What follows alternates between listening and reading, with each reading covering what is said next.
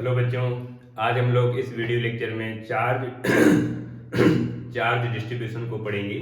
चाहे वो linear charge distribution हो या सरफेस चार्ज डिस्ट्रीब्यूशन हो या वैल्यूम चार्ज डिस्ट्रीब्यूशन हो, यूनिफॉर्म चार्ज डिस्ट्रीब्यूशन हो या नॉन यूनिफॉर्म चार्ज डिस्ट्रीब्यूशन हो। इलेक्ट्रिक फील्ड की इंटेंसिटी किस तरह से हम कैलकुलेट करते हैं चार्ज डिस्ट्रीब्यूशन की वजह से, इन सभी पैरामीटर पर हम बातचीत करेंगे। समझते हैं step by step charge distribution होता क्या है और किस तरह से इसकी वैल्यू कैलकुलेट करते हैं। चार्ज डेंसिटी क्या होती है, चाहे वो लीनियर चार्ज डेंसिटी हो या सरफेस चार्ज डेंसिटी हो या वैल्यूम चार्ज डेंसिटी हो, किस तरह से हम इसकी एप्लीकेशन को कैलकुलेट करते हैं। समझते हैं चार्ज डिस्ट्रीब्यूशन। चार्ज डिस्ट्रीब्यूशन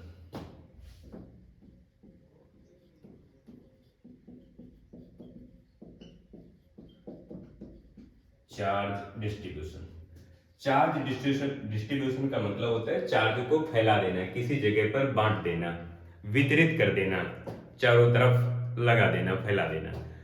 उसे हम कहते हैं चार्ज डिस्ट्रीब्यूशन। अब ये चार्ज डिस्ट्रीब्यूशन कई तरह का होता है, जिसमें से हम पहला टाइप पढ़ेंगे linear charge distribution. Linear charge distribution.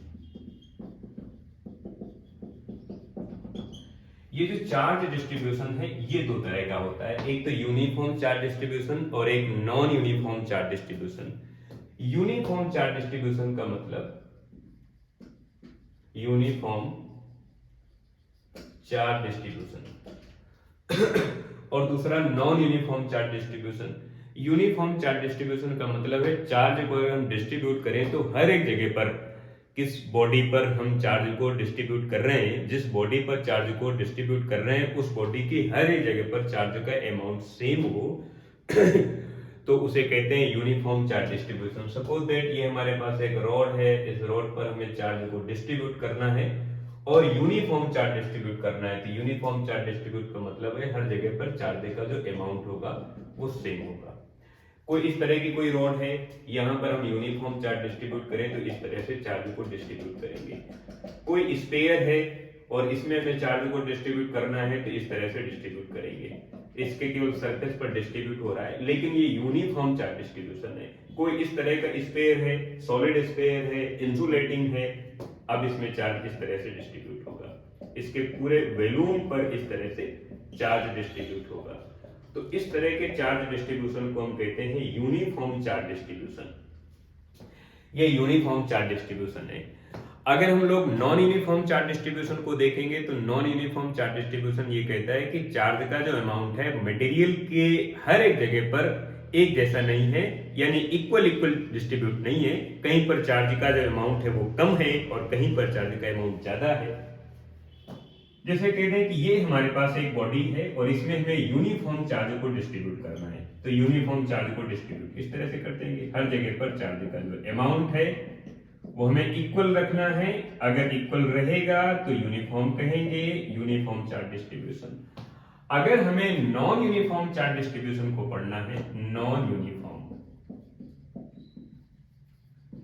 Uniform charge distribution और नॉन यूनिफॉर्म चार्ज डिस्ट्रीब्यूशन को समझने के लिए इस बात को समझे कि चार्ज का जो अमाउंट है वो हर एक जगह पर एक जैसा नहीं रहेगा, कहीं पर कम है, कहीं पर ज्यादा है। और कहीं पर कम और ज्यादा का मतलब अपने मन से ऐसा नहीं है कि इस तरह का कोई बॉडी बनाए और यहाँ पर इस तरह से चार्ज का अमाउंट ज्यादा कर दें और यहाँ पर चार्ज का अमाउंट कम करें, नहीं, ये मेथड ही गलत है। अगर बॉडी यूनिफॉर्म है तो यूनिफॉर्म चार्ज का डिस्ट्रीब्यूशन होगा। यूनिफॉर्म चार्ज डिस्ट्रीब्यूशन के लिए मटेरियल का शेप साइज ही चेंज होना चाहिए। कैसे मटेरियल होना चाहिए? मटेरियल जैसे इस तरह का है। अब इस मटेरियल में हमने देखा कि ये मटेरियल हमारे पास है इस तरह से जहां पर ये नुकीली जगह है, यहाँ पर चार्ज का जो अमाउंट होगा वो ज्यादा होगा, फिर धीरे धीरे इधर चार्ज का अमाउंट कम होता जाता है। तो यहाँ पर आप देख रहे हैं कि यहाँ पर ये नॉन यूनिफॉर्म चार्ज डिस्ट्रीब्यूशन है। जहां पर नुकीली जगह है वहां पर चार्ज का अमाउंट, चाहे वो नेगेटिवली चार्ज हो या पॉजिटिवली चार्ज हो, वहां पे चार्ज का अमाउंट ज्यादा रहेगा और जहां पर नुकीला शेप नहीं है वहां पर कम रहेगा। तो आप यहाँ पे देख पा रहे हैं कि ये नॉन यूनिफॉर्म चार्ज डिस्ट्रीब्यूशन है। यहाँ पर चार्ज का अमाउंट ज्यादा है as a compare to other shape में। इस तरह की कोई एक रॉड देखें, तो यहाँ पर चार्ज का अमाउंट इस तरह से, बट जहां पर नुकीली जगह मिल जाएगी वहां पर चार्ज का अमाउंट ज्यादा हो जाएगा, बाकी जगह पर सिमिलर रहेगा। तो जहां पर नुकीला भाग मिलेगा वहां पर नॉन यूनिफॉर्म चार्ज डिस्ट्रीब्यूशन होगा, और इस पूरी बॉडी में हम ये कह सकते हैं कि नॉन यूनिफॉर्म चार्ज का डिस्ट्रीब्यूशन हुआ है। तो ये कहानी हमारे पास uniform charge distribution and non uniform charge distribution की। डिस्ट्रीब्यूशन का मतलब होता है फैला देना, वितरित कर देना, बांट देना। अब हम समझते हैं linear charge distribution. Linear charge distribution भी दो तरह का हो सकता है, यूनिफॉर्म एंड नॉन यूनिफॉर्म। फिर इसके बाद हम पढ़ेंगे surface charge distribution. Surface charge distribution भी दो तरह का हो सकता है, uniform and non uniform. Volume charge distribution पढ़ेंगे, तो वॉल्यूम चार्ज डिस्ट्रीब्यूशन भी दो तरह का हो सकता है, यूनिफॉर्म एंड नॉन यूनिफॉर्म। समझते हैं पहले हम लोग लीनियर चार्ज डिस्ट्रीब्यूशन में और इसकी एप्लीकेशन। अगर हम लोग लीनियर चार्ज डिस्ट्रीब्यूशन को समझें तो हमारे पास एक कोई रॉड है और ये रॉड इस तरह की है, और इस रॉड में हमने एक बार पॉजिटिवली चार्ज को यूनिफॉर्मली डिस्ट्रीब्यूट कर दिया। ये यूनिफॉर्म डिस्ट्रीब्यूशन कर रहे हैं। तो हमने देखा कि इस रॉड की टोटल लेंथ L है और टोटल जो चार्ज है L लेंथ पर, उस चार्ज की वैल्यू कैपिटल Q है, यानी L लेंथ पर Q चार्ज है। तो मैं लिखूंगा linear charge density, linear charge density, इसे हम लैम्डा से रिप्रेजेंट करेंगे। Lambda mean linear charge density equal to charge divide by length. कितनी लेंथ पर कितना चार्ज है, यानी Q चार्ज है L लेंथ पर, इसको इस तरह से प्रेजेंट करेंगे। यूनिट लिखेंगे कूलम पर मीटर, और इसका अगर डायमेंशन फार्मूला कैलकुलेट करें तो डायमेंशनल फार्मूला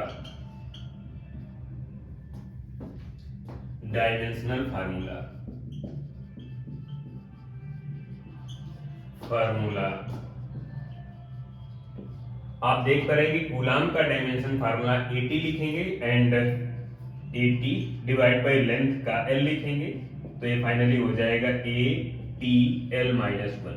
ये हो जाएगा इसका डायमेंशन फार्मूला। अब अगर मैं इसमें इस बात को जोड़ूं कि इस छोटी सी लेंथ को, या कहीं तो मैं टोटल लेंथ में क्यों चार्ज है, तो छोटी सी जो लेंथ यहां पर मैं कट करूंगा, ये वाली जगह, इसकी लेंथ होगी कुछ ना कुछ, सपोज dx लेंथ में dq चार्ज होगा। यहां पर मैं छोटी सी लेंथ इस तरह से कट करूं तो इस जगह पर dx लेंथ है, dq चार्ज है, और इस पूरी रोड में इस तरह के dx लेंथ के छोटे छोटे टुकड़े बहुत सारे किए जा सकते हैं। इस तरह से ये हमारे पास टोटल लेंथ की एक रॉड हो गई, इसमें q चार्ज डिस्ट्रीब्यूटेड है, टोटल लेंथ L है। अब इसमें मैं छोटे छोटे पार्ट बहुत सारे कर सकता हूं। dq चार्ज है dx लेंथ पर, इधर dx लेंथ पर dq चार्ज है, फिर आगे dx लेंथ पर dq चार्ज है। यानी इस पूरी रॉड को छोटे छोटे छोटे टुकड़ों में जब डिवाइड करेंगे, एक स्मॉल एलिमेंट अगर डिवाइड करें तो छोटे से पार्ट में, इस पूरे मार्कर की लेंथ अगर L है तो पूरे मार्कर पर q चार्ज है, बट छोटे से मार्कर के छोटे से हिस्से पर जो चार्ज है वो dq है, बिकॉज इस छोटे से मार्कर की जो लेंथ है वो dx है। लेकिन अगर यहां पर dx लेंथ पर dq चार्ज है तो दूसरी जगह पर dx लेंथ पर dq चार्ज ही होगा, बिकॉज ये यूनिफॉर्म चार्ज डिस्ट्रीब्यूशन है। तो यहां पर ये लिखा जा सकता है कि linear charge density equal to charge divide by length, dq charge है dx लेंथ पर, dq चार्ज है dx लेंथ पर, आप इसे इक्वल लिख सकते हैं q डिवाइड बाय l। आप ऐसा कह सकते हैं कि L लेंथ पर Q चार्ज है, dx लेंथ पर dq चार्ज है, और हर जगह पर सेम है बिकॉज यूनिफॉर्म चार्ज डिस्ट्रीब्यूशन है। एंड यूनिट लिखेंगे कूलम पर मीटर लिखेंगे। डायमेंशन फार्मूला वही रहेगा। अगर आप यहां से इसकी वैल्यू कैलकुलेट करना चाहें, Q की वैल्यू कैलकुलेट करना चाहें, dq को कैलकुलेट करना चाहें तो dq इक्वल टू dx इधर मल्टीप्लाई में आ जाएगा, dx इधर हो जाएगा q डिवाइड बाय l। ये हो जाएगा छोटे से लेंथ पर जो चार्ज की वैल्यू है वो dq हो जाएगी, और dq इस तरह से कैलकुलेट करते हैं। जो dx के रेस्पेक्ट में आ रही है, q तो टोटल चार्ज है एंड l टोटल लेंथ है, जिसको हम जिस तरह से कैलकुलेट कर पा रहे हैं। ये है uniform charge distribution mean linear charge distribution, और यहाँ पर आप पढ़ेंगे लीनियर चार्ज डेंसिटी, जिसे आप लैम्डा से रिप्रेजेंट करेंगे। अब हम समझते हैं surface charge distribution and surface charge density को।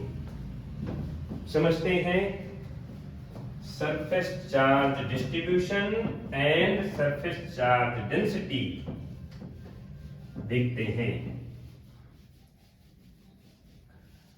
यहां पर हमारे पास जितना भी चार्ज है उस चार्ज को किसी मटेरियल के, किसी बॉडी की सरफेस पर डिस्ट्रीब्यूट करना है। सपोज दैट ये हमारे पास बॉडी है और इस बॉडी की सरफेस पर हमें चार्ज को डिस्ट्रीब्यूट करना है। इस पूरी सरफेस पर, इस सरफेस पर, इधर इस सरफेस पर, इस सरफेस पर, इसकी पूरी सरफेस पर, अंदर नहीं, अंदर अगर डिस्ट्रीब्यूट करेंगे तो वॉल्यूम चार्ज डिस्ट्रीब्यूशन हो जाएगा। यहां पर केवल इसकी सरफेस पर हमें चार्ज को डिस्ट्रीब्यूट करना है, और कितना एरिया है इस सरफेस का, इसलिए इसे कहते हैं सरफेस चार्ज डिस्ट्रीब्यूशन या एरिया चार्ज डिस्ट्रीब्यूशन। कितने एरिया पर, कितनी सरफेस एरिया पर मैंने कितना चार्ज डिस्ट्रीब्यूट किया। यहां पर यूनिफॉर्म डिस्ट्रीब्यूट किया जा सकता है, नॉन यूनिफॉर्म डिस्ट्रीब्यूट किया जा सकता है, लेकिन यहां पर अगर हम यूनिफॉर्म डिस्ट्रीब्यूशन की बात करें तो सेकेंड पॉइंट आएगा हमारे पास surface charge distribution, surface charge distribution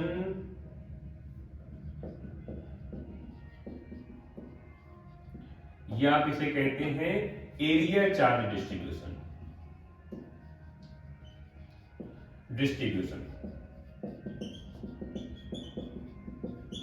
area charge distribution ये कैसे कैलकुलेट करेंगे। हमारे पास एक स्फीयर है। अब इस स्फीयर की सरफेस पर चार्ज को डिस्ट्रीब्यूट करना है। इस स्फीयर की सरफेस पर चार्ज को डिस्ट्रीब्यूट करना है। इस स्फीयर की रेडियस स्मॉल r है, तो हम ये देख पाएंगे कि कितना चार्ज कितने एरिया पर डिस्ट्रीब्यूट है। हमारे पास Q चार्ज है और ये Q charge S surface area पर डिस्ट्रीब्यूट है, तो हम लिखेंगे surface charge density, surface charge density sigma equal to charge divide by area of the surface. जितने एरिया पर, जितने सरफेस एरिया पर चार्ज को मैंने डिस्ट्रीब्यूट किया है उसकी वैल्यू है। तो चार्ज आपके पास Q है एंड एरिया A है, तो आप इसे इस तरह से लिख सकते हैं। एंड अगर आप इसकी यूनिट लिखना चाहें तो यूनिट लिखेंगे sigma equal to Q divide by A and unit लिखेंगे कूलम पर मीटर स्क्वायर। यहां से इसका डायमेंशन फार्मूला अगर कैलकुलेट करना चाहें तो डायमेंशन फार्मूला हो जाएगा AT divide by L square, यानी फाइनल लिखेंगे AT एंड L माइनस 2। इस तरह से ये आपके पास डायमेंशन फार्मूला बन जाएगा। अब अगर हम इस पूरे स्फीयर के छोटे से पार्ट को देखें, पूरे स्फीयर का एरिया तो ये है। अगर आप एरिया की वैल्यू पुट अप करते हैं तो A इक्वल टू हो जाएगा 4 पाई r स्क्वायर, बिकॉज इसकी रेडियस स्मॉल r है, तो सरफेस एरिया हो जाएगा 4 पाई r स्क्वायर। ये वैल्यू आप यहां पर पुट अप कर सकते हैं, कैलकुलेट कर सकते हैं। तो यहां पर अगर मैं लिखूंगा sigma equal to Q divide by A की वैल्यू है 4 पाई r स्क्वायर, एंड अगर आप Q की वैल्यू कैलकुलेट करना चाहे तो सिग्मा मल्टीप्लाई 4 पाई r स्क्वायर। अब आपको ध्यान रखना है कि अगर चार्ज की वैल्यू पॉजिटिव है, अगर Q पॉजिटिव है तो सिग्मा पॉजिटिव है, अगर Q निगेटिव है तो सिग्मा भी निगेटिव है। इस बात को ध्यान रखना है कि सरफेस चार्ज डेंसिटी के जो नेचर है, पॉजिटिव नेगेटिव का जो नेचर है, जो कंसेप्ट है, वो चार्ज के नेचर पर, चार्ज के पॉजिटिवली या नेगेटिवली चार्ज के कंसेप्ट पर डिपेंड करता है। इस बात को समझना है। अब यहां पर जितना सरफेस एरिया है उसकी वैल्यू है 4 पाई r स्क्वायर। अगर मैं इस छोटे से पार्ट को कट करके अलग कर दूं, फिर मैं देखूं कि इस जगह का कितना एरिया है और इस छोटी सी जगह पर, इस छोटी सी सरफेस पर कितना चार्ज डिस्ट्रीब्यूटेड है, तो मैं लिखूंगा surface charge density equal to small amount of charge, जो चार्ज का स्मॉल अमाउंट है dq divide by small surface area. छोटा सा जो सरफेस एरिया है उसे मैं dA लिख सकता हूं इस तरह से, और ये वैल्यू इक्विवेलेंट होगी sigma equal to dq divide by D A equal to Q divide by A. अब आप यहां से Q की वैल्यू कैलकुलेट कर सकते हैं या DQ की कैलकुलेट कर सकते हैं, तो DQ इक्वल टू DA इधर मल्टीप्लाई में चला जाएगा, DA इधर हो जाएगा Q डिवाइड बाई A। इस बात को ध्यान रखना है। अब मैं आपको समझा रहा हूं कि जो स्मॉल एरिया मैंने यहाँ पर यूज किया है उसको किस तरह से लिखते हैं। सपोज दैट ये पूरा एरिया A है, इधर का एरिया प्लस ये एरिया प्लस ये प्लस प्लस प्लस प्लस सबको हम ऐड कर दें तो एरिया मिलता है। अब यहां से मैं छोटा सा एक पार्ट कट करके बाहर निकालता हूं, ये एरिया, तो ये एरिया पूरे सरफेस एरिया का एक छोटा सा पार्ट है। अगर पूरे की वैल्यू a है तो इसकी वैल्यू dA होगी या डेल्टा A होगी, बिकॉज इस तरह के छोटे छोटे पार्ट पूरे डस्टर में बहुत सारे किए जा सकते हैं। तो स्मॉल सरफेस एरिया पर कितना चार्ज डिस्ट्रीब्यूटेड है उसकी वैल्यू हम लोग dq लिख रहे हैं, क्योंकि यहां पर dq चार्ज है। फिर थोड़ा सा और इस तरह से हम सरफेस एरिया कंसीडर करेंगे तो यहां पर dq चार्ज है बिकॉज dA सरफेस एरिया है। फिर यहां पर फिर यहां पर फिर यहां पर इस तरह के छोटे छोटे पार्ट बहुत सारे किए जा सकते हैं, जैसा मैंने यहां पर आपको बताया है। इसलिए यहां पर मैंने ये लिखा, और इस तरह से इसे इसलिए लिखा जा सकता है क्योंकि यहां पर यूनिफॉर्म चार्ज डिस्ट्रीब्यूशन हुआ है, क्योंकि हर जगह पर चार्ज का जो अमाउंट है वो सेम है, इक्विवेलेंट है। अब आगे देखते हैं, सरफेस चार्ज डेंसिटी में कई तरह की वैरायटी बनती है, जैसे कोई स्फीयर है या कंडक्टिंग स्फीयर है, इंसुलेटिंग स्फीयर है, तो उसमें किस तरह से चार्ज का डिस्ट्रीब्यूशन होता है इसको मैं एक बार समझ लेते हैं। अगर कोई कंडक्टर्स है और वो कंडक्टर चाहे सॉलिड हो या होलो हो, अगर कोई कंडक्टिंग स्फीयर है, कंडक्टिंग स्फीयर, अब कंडक्टिंग स्फीयर चाहे होलो हो या सॉलिड हो, इसमें दोनों बातें हो सकती हैं, या सॉलिड हो। कंडक्टिंग स्फीयर चाहे वो सॉलिड हो या सॉलिड हो, उसमें चार्ज का डिस्ट्रीब्यूशन केवल सरफेस पर रहता है, केवल चार्ज का डिस्ट्रीब्यूशन सरफेस पर रहता है। अब ये चाहे सॉलिड हो या हॉलो हो, ये हॉलो है तब भी इसमें चार्ज का डिस्ट्रीब्यूशन केवल सरफेस पर रहता है, इसके वैल्यूम पर नहीं रहता है, चाहे वो पॉजिटिवली चार्ज हो या नेगेटिवली चार्ज का डिस्ट्रीब्यूशन हो, इस तरह से। बट अगर वो नॉन कंडक्टिंग है, मीन इंसुलेटर्स है, अगर वो इंसुलेटर है, अगर वो इंसुलेटर्स है, अब वो इंसुलेटर अगर सॉलिड है, सॉलिड अगर इंसुलेटर स्फीयर है तो चार्ज का डिस्ट्रीब्यूशन उसके पूरे वॉल्यूम पर जाता है, इस तरह से इसके पूरे वॉल्यूम पर चार्ज का डिस्ट्रीब्यूशन होता है, इसके पूरे वॉल्यूम पर चार्ज इस तरह से डिस्ट्रीब्यूट होता है। बट अगर ये हॉलो है, अगर कोई इंसुलेटर मटेरियल है वो स्फेरिकल है या नॉन स्फेरिकल है, किसी भी तरह का है, अगर वो हॉलो है तो चार्ज का डिस्ट्रीब्यूशन केवल सरफेस पर होगा, बिकॉज अंदर कोई मटेरियल ही नहीं है। जब अंदर मटेरियल ही नहीं है तो चार्ज कहां डिस्ट्रीब्यूट होगा, क्योंकि चार्ज भी तो एक मटेरियल है।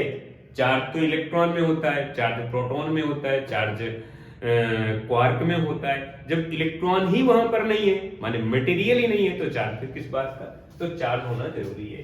किसी भी टाइप का कोई भी बॉडी हो, अगर वो हॉलो है तो चार्ज केवल सरफेस पर डिस्ट्रीब्यूट होगा, इस तरह से ये चार्ज केवल सरफेस पर डिस्ट्रीब्यूट होगा। अगर ये यूनिफॉर्म चार्ज डिस्ट्रीब्यूशन है तो surface charge density sigma equal to Q, यानी टोटल चार्ज आप इसे स्मॉल क्यू से प्रेजेंट कर सकते हैं डिवाइड बाय सरफेस एरिया। कई बार सरफेस एरिया को एस से प्रेजेंट करते हैं, आप एस से प्रेजेंट करें या क्यू से प्रेजेंट करें, इसमें कोई फर्क नहीं पड़ेगा। अब आपको ये केवल कंसेप्ट समझना है कि किस तरह से चार्ज का डिस्ट्रीब्यूशन होता है। जब हम गाउस की एप्लीकेशन पढ़ते हैं या कूलॉम्स लॉ पढ़ते हैं, उसमें चार्ज डिस्ट्रीब्यूशन का किस तरह से यूज करते हैं वो आपको समझना है और देखना है।